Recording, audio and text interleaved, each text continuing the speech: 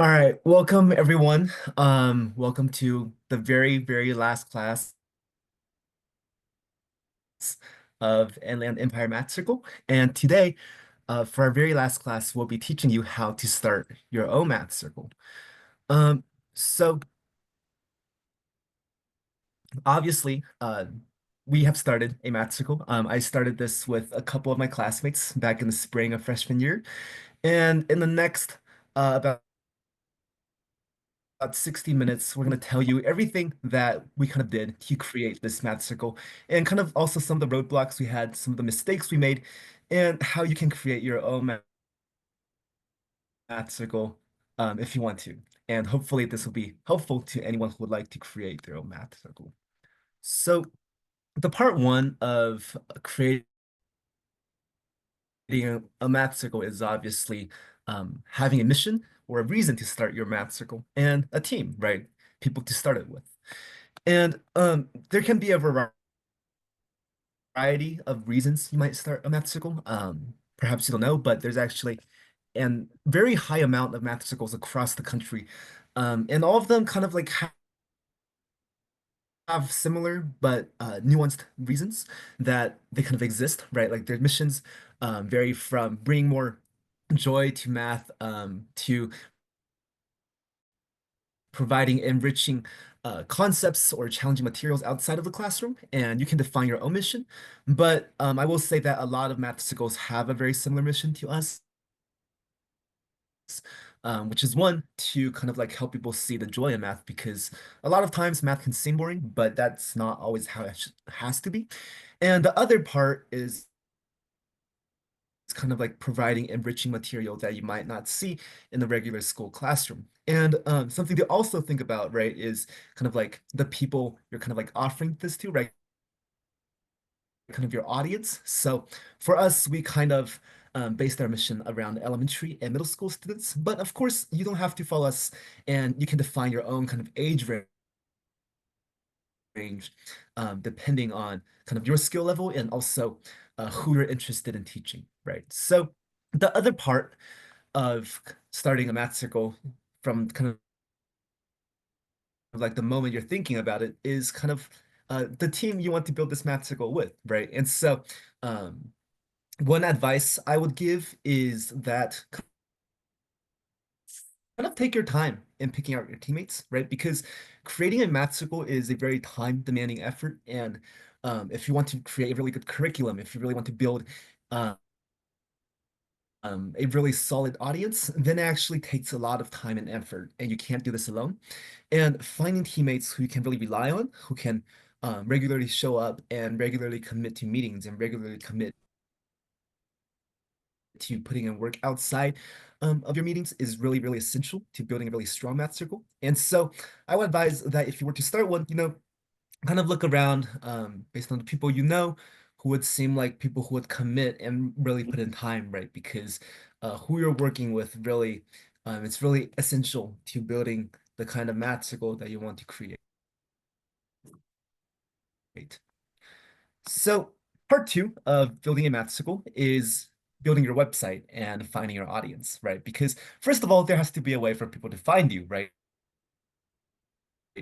If you exist but you don't really have a website to kind of like represent yourself, then you would have kind of a hard time finding students to teach, right? And obviously, it's kind of important to teaching is that you have someone you can teach to, right? And so website and audience. Now, for the Inland Empire Math Circle, what we did was that we relied mainly on Wix. And in fact, we only used Wix to create a website. Now, there are many options for creating websites out there, but one thing to think about is to think about kind of like the domain and the URL you have, right? Because if you check out our math circle, you'll see that we actually have our own domain, but we have to pay for that after using the Wix website creator.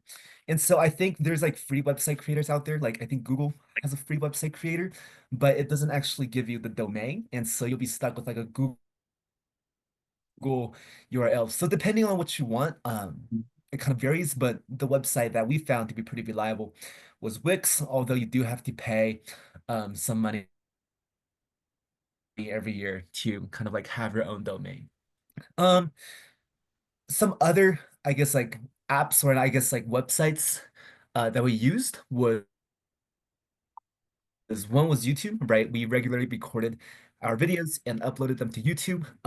Though we did find that this is one thing you can think about is that 60-minute long videos can be very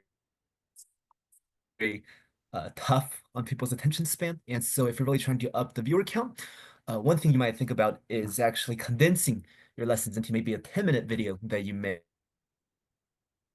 maybe after you teach regularly, right? And some other websites we used included Facebook, Instagram, Discord we used for communication, Nextdoor, even WeChat.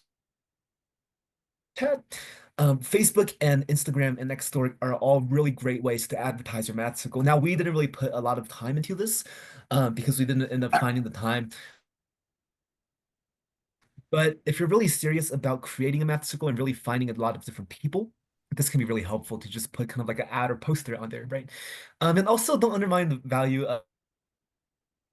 of like just like people you know, right? So for example, Inland Empire Math Circle has a lot of students that we got from kind of like uh, the friends of our parents or the friends of the friends of our parents and kind of like using WeChat too. So you kind of can start out with maybe some people you know, but if you really want to build kind of like a big and wide audience, you do want to consider maybe using some other social media tools, right? So this is kind of like a view of our website, right? So if you create a website on Wix, this is kind of what it looks like. And you can go in there, you can edit it, you can like create new pages, you can add headers, you can add strips. Um, One thing we actually did do, oh, and first of all, we also kind of like had a resources page, so we can add our own pages. So we had a page where we had kind of like every PowerPoint that we ever created, and we kind of like put a link on there, and you can do that. It looks pretty cool.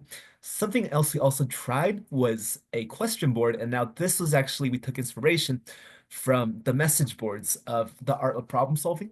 But in our case, we ended up not using the question board because we didn't have enough students, and so there wasn't really enough like discourse on the question board. But um, when you create your math circle and you feel like you do reach a certain amount of audience, this is something you can think about, and Wix does allow that. So,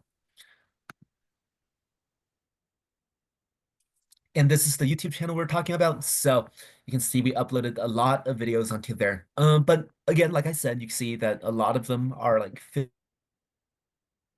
50-minute videos, 40-minute videos. And that's also kind of the reason why there's only like 35 views, 57 views, 100 views, right? So if you're really going for the YouTube views, then I would say really condense your lessons afterwards and kind of like make a summary video. And I think that would be a lot more helpful and effective. And one last thing, email lists, right? Email lists are so important. So this is something that kind of like now reflecting at the end of the Inland Empire Massacre journey, it's something that we didn't do that we really should have done, right? Because having a email list is so important and so helpful in kind of like reaching on to an audience, right? For the person who just joined, we're talking about how you can build your own math circle. But basically, previously we had always communicated through two platforms. We communicated through WeChat and we communicated through Discord. Now, this reached, I think, a good number of our students, but what it fails at doing is that when people actually sign up to our math school from kind of like outside of both WeChat and Discord, like say they like email us, then the difficulty of not having an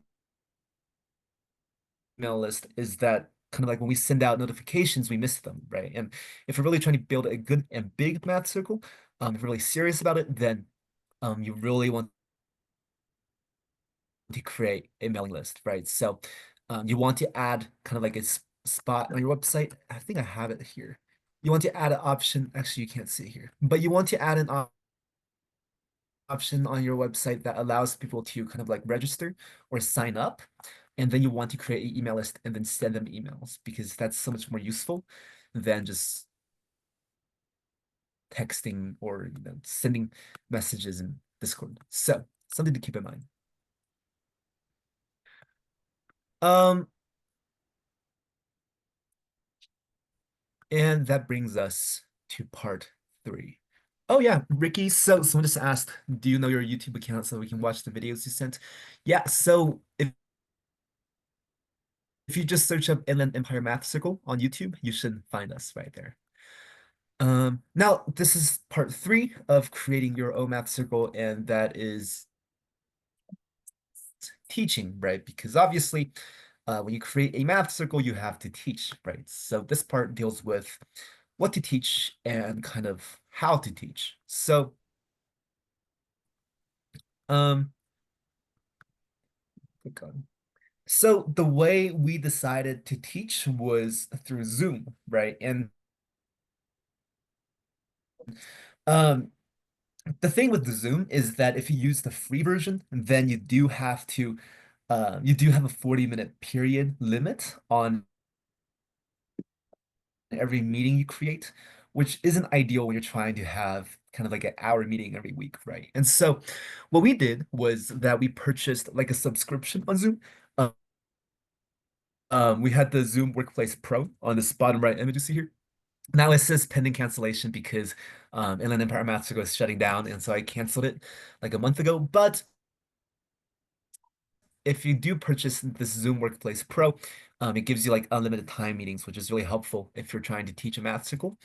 And also the way we did it was we embedded the Zoom meeting link in our website. And so we have a page on our website that says join our circle, and then we put our Zoom link there. And we did Fridays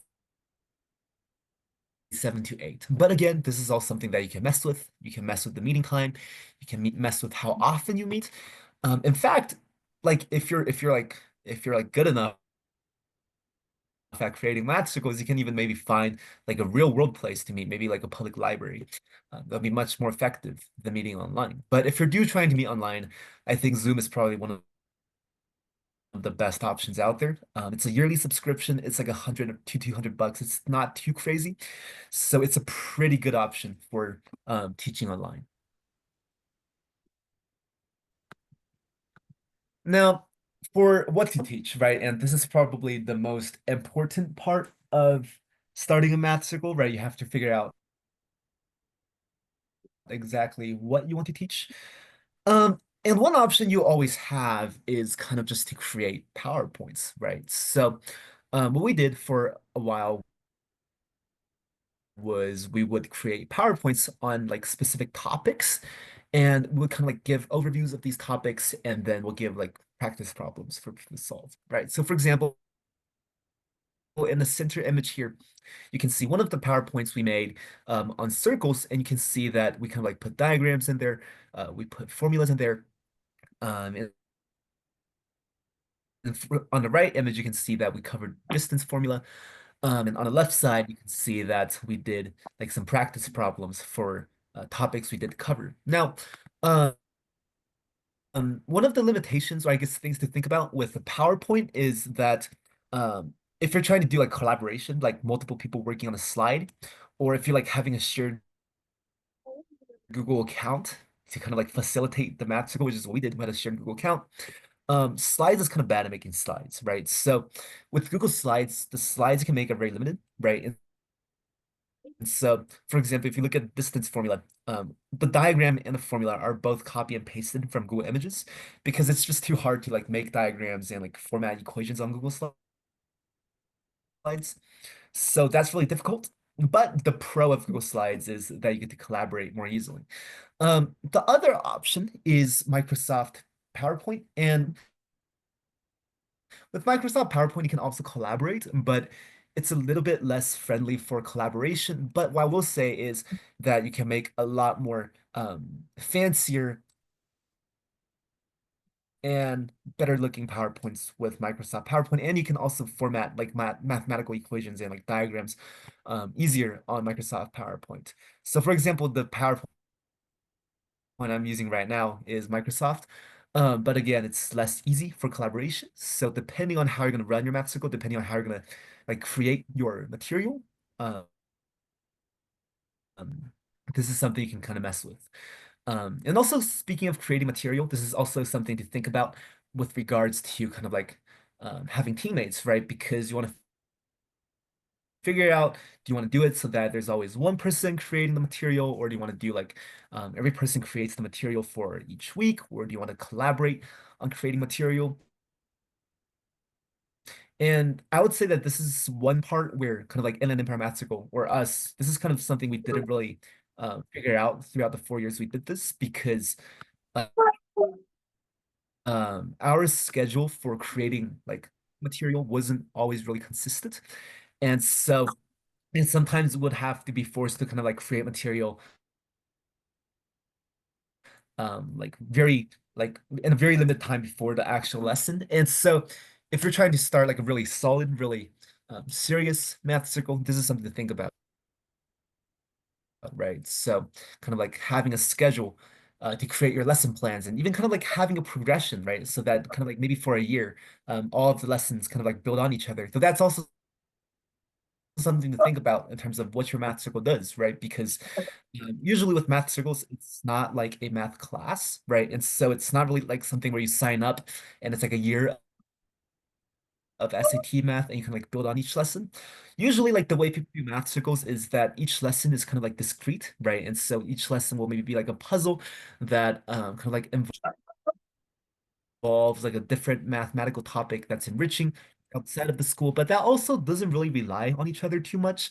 But if you're kind of like wanting to make it more like structured in maybe like class like, then you do want to think about maybe having like a syllabus even, or having like a more like concrete structure to like how you want to plan your lessons. Now, the other thing you want to think about is the Apple Pencil. Okay, so by the way, am I lagging? Can you guys hear me okay? A thumbs up if you can hear me.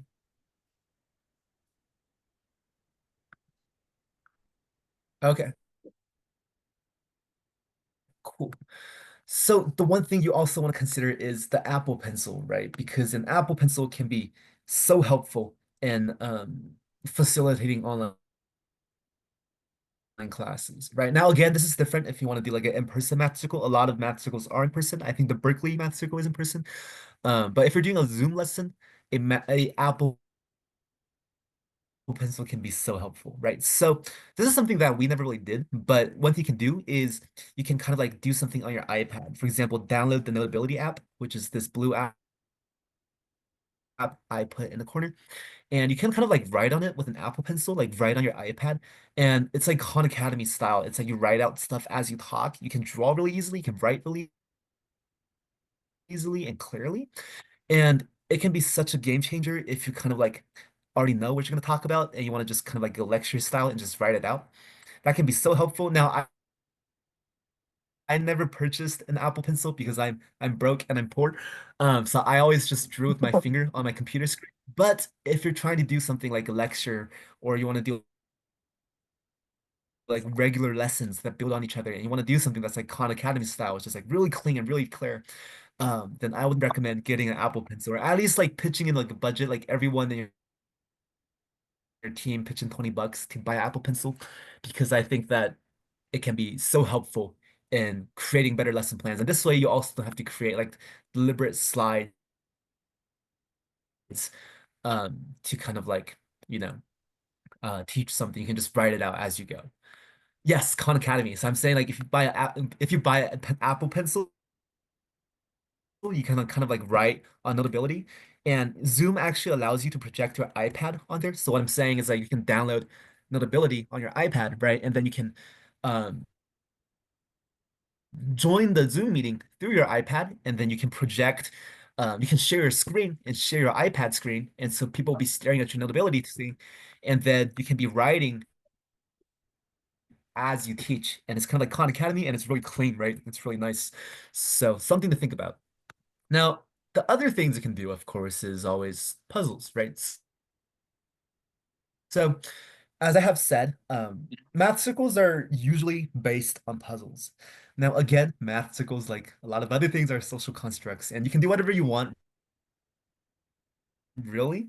Like, if you want to teach a year-long course, that's fine. But what I do know is that a lot of math circles do puzzle-based lessons. And so, for example, they'll kind of introduce a puzzle at the beginning of class and they'll have their students try it out. And then after a while, they'll kind of like reach like a mathematical kind of like result because usually the puzzles that math circles kind of present, they're usually all based on something math related. So Um, for example, Towers of Hanoi that the Inland Empire Math School taught for our very first lesson is actually based on and related to recursive sequences in math. And that's something that's actually pretty advanced in math. Recursive sequences is like something that like people who do like AMC 12 and get into AMY kind of like study. It's not really taught in like your regular school curriculum. And so it's something pretty complicated, right? And like if you think about it, it'll kind of like be something you wouldn't really necessarily be able to understand if you just come in out of nowhere to the math circle. But the beauty of these math circle puzzles is that they're usually boiled down to like really intuitive like games so that you can play these games and it kind of like hints at and leads to these really complicated ideas and concepts in math without you actually having to deal with like all of the messy algebra and like formulas and theory and proofs. So that's kind of like the beauty of Mathsicle, right? Because it's kind of like meant to um, show like the interesting parts of math that you might not normally see and to kind of like get rid of all that fancy and sometimes scary stuff you see in math that might prevent you from really loving math. And so one website that does have a lot of puzzles is the Julia Robinson Math Festival. This is the same website that the University of California Irvine Math Circle uses. So UCI Math Circle uses a lot of these puzzles. And so we also used a lot of these puzzles. And again, for example, Towers of Hanoi, our very first lesson was based on a puzzle from the Julia Robinson Math Festival. And all of these are open source. So everyone is free to use them. So if you just Google Julia Robinson Math Festival, or if you just type in this URL in red here, then you can also just use their puzzles. And most of them are pretty good because most of them have apps, like the one on the left here. They have like interactive apps that you can play with during your lesson. So, um,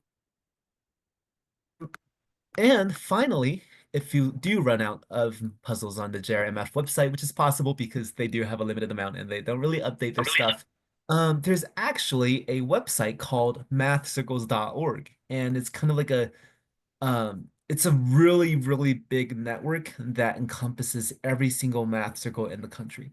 So we'll talk about this a bit later in the next part about like registration because every single math circle in the country is actually registered on this website. So if you're kind of like looking for a math circle to join, you can actually find every single one of them on this website. But the reason I'm bringing up this website now is that mathcircles.org actually have a lot of resources for math circle organizers, right? So if you're trying to start a math circle and you don't really know what to teach, right? Then you can go to mathcircles.org, which is this website right here. And then what you can do is you can click on the resources tab, right? And if you click on the resources tab, you'll find a database of math circle activities, right? So for example, you can see here that the first activity when you go there is the jug band, right? So usually these are also like puzzles.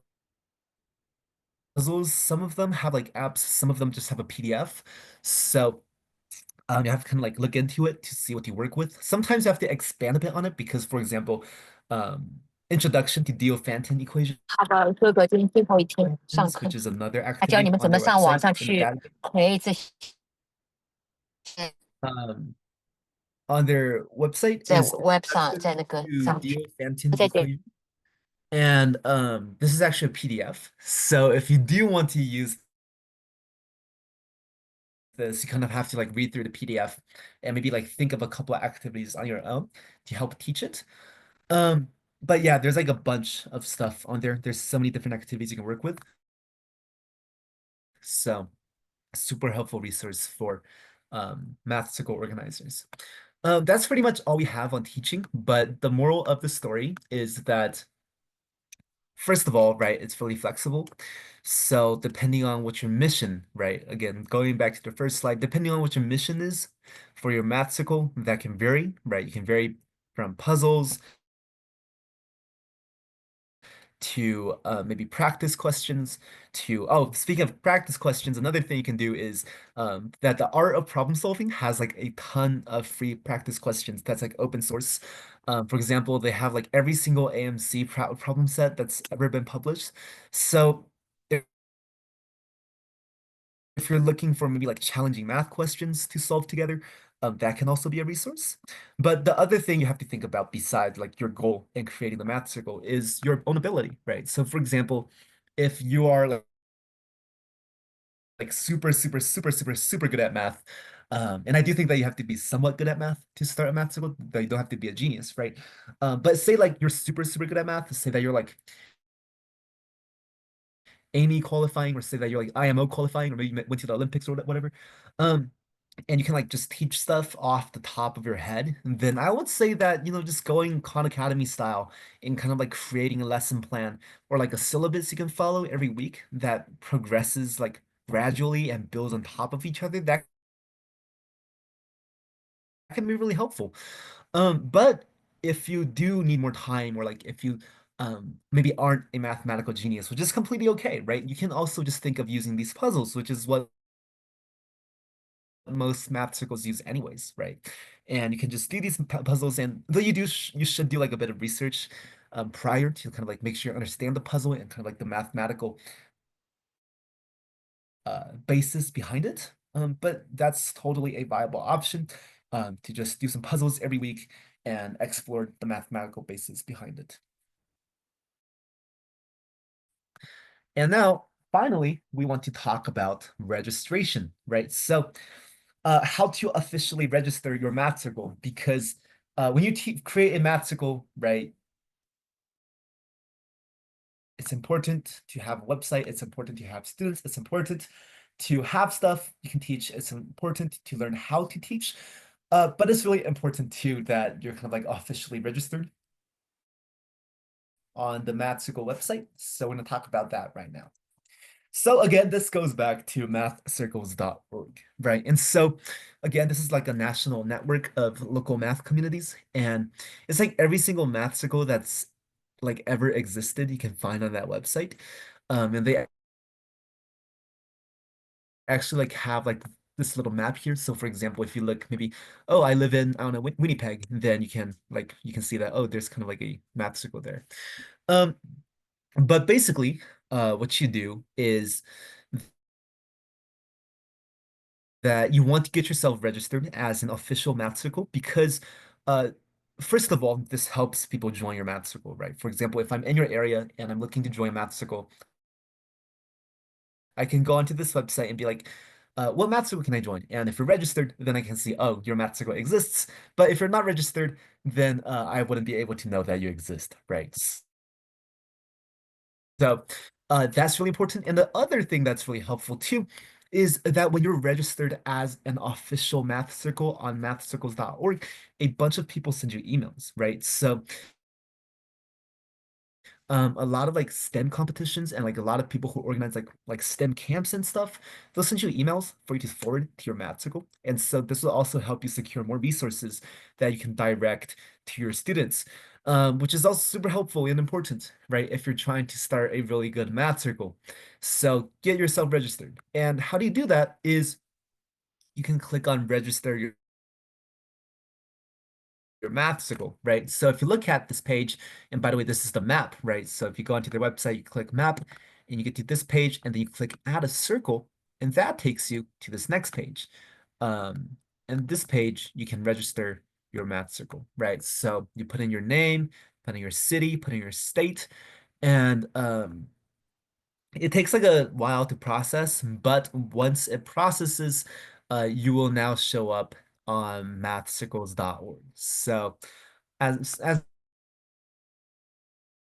an example, we can see here, if I search Inland Empire right here, right, that's the geographic region, then it shows up that there's actually 3 math circles in this region, 2 of which are teacher circles, right? So this math circle is a teacher circle, and this math circle is also a teacher circle. And so, fun fact, Inland Empire Math Circle is actually a legit math circle, so we haven't been scamming you this entire time. Um, and we're actually the only like student math circle in Rancho Cucamonga, or in Inland Empire specifically. So, pretty interesting. If we want to add the math circle, do we need to log in? I don't think you have to log in. Like, you don't have to create an account on mathcircles.org. You just have to go here and just register your math circle.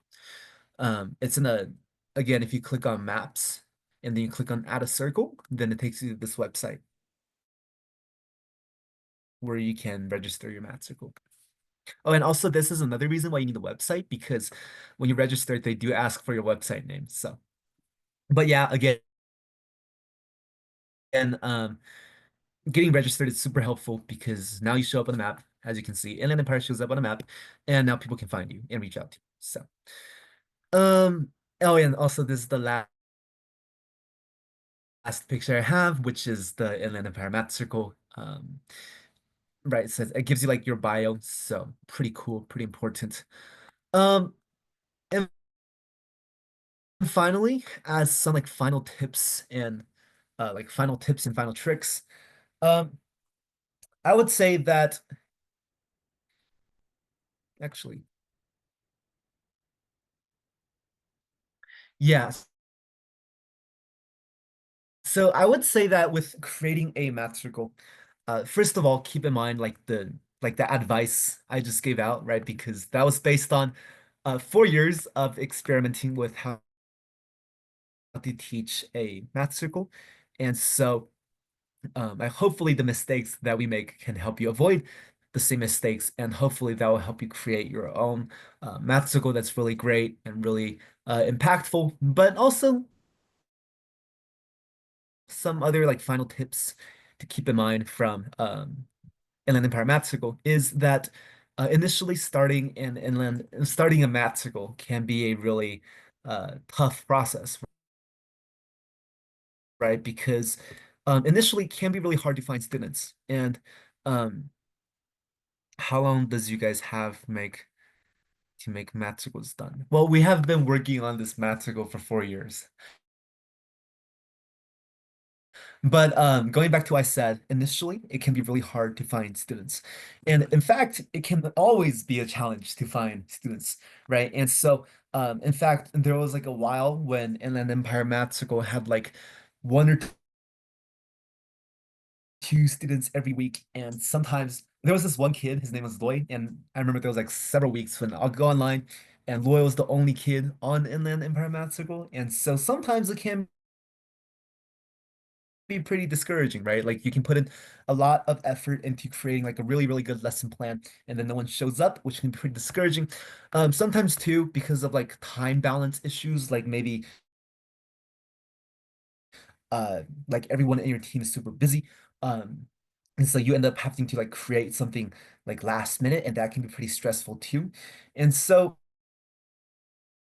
just know that sometimes like running a math circle can be pretty difficult and it can be pretty discouraging. But I also think that you do learn a lot from running a math circle. I think that not only does it teach you how to be more patient, how to work with people, but it also provides you with a really good teaching experience, and it teaches you how to teach, right? So again, if you run your own math circle and you create it, and initially there's not a lot of students, don't be discouraged, right? As long as you're registered on mathcircles.org, there will be people coming, and you just have to make sure to avoid the mistakes that we did, to make sure that you really, put in the effort to go out and advertise, that you put in the effort to create an email chain, that you put in the effort to kind of like create solid lesson plans. Then people are going to come, right? Because a lot of people do still participate in math circles, even if it might not seem so for a while, right? And um, another thing I will say is that teaching actually actually does require a lot of practice, right? So, contrary to what you might think, you actually get better at teaching by teaching more, right? And initially, you actually might have a lot of trouble explaining what you want to explain in a way that's really clear and concise, that's easy to understand, right? And so I think that this is one of the challenges and one of the benefits of running a math circle, right? Like one of the challenges is that sometimes it can feel like you're running out of words to explain stuff and it can be frustrating. But the benefit of it is that you learn how to articulate yourself and you learn how to become a better teacher, which can be so helpful in so many different contexts outside of teaching, outside of math school, right? Um, Let me think what else is there to say. I think that, yeah, I think, yeah. Oh, yeah, finally, one last thing, right? So again, thinking about where you want to teach, right? Zoom versus in person. One of the biggest challenges with teaching on Zoom is that it can be discouraging in a sense that sometimes it feels like there's no one participating, right? Because this is also something that a lot of teachers faced during COVID, but when you're teaching online, like on Zoom, especially when like everyone is behind a camera and no camera is on, it can feel like you're talking to a wall, right? And sometimes it can feel pretty discouraging, especially like if no one is even like typing in the chat to engaging. So a couple ways you can combat this is one, don't teach online, right? One, like if you can't find a place you can teach, right? Like maybe like one of the local libraries, because a lot of libraries offer like rooms you can kind of like borrow that you can use to teach, and that's so much better than teaching online, even if you have less students, right? The other thing too is that you can kind of like set a culture of asking people to turn on their cameras, right? So a lot of teachers during COVID did this and they made students turn on their cameras. And yeah, sometimes it's not the nicest thing to do, and sometimes people can't turn on their cameras for legitimate reasons. But if you can make people turn on the cameras, it's a lot more engaging, and it's a lot better at making sure that they're not actually playing Minecraft while you're talking about math, right? So, something to think about. And yeah, good luck, and thank you for supporting the Inland Empire Math Circle. And good luck with creating your own math circle and go discover your own way of sharing math with the world.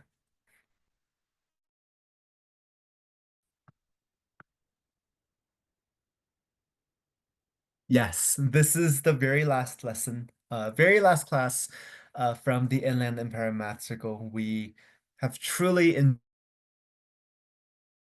enjoyed working with all of you and getting to teach all of you the past 4 years. It has truly been an honor, and a part of me is a little sad, but life moves life moves on, and it is time for Inland Empire Math Circle to close and for another new Math Circle to come out. So good luck, guys. Of course. Thank you all so much. Bye. Have a great day.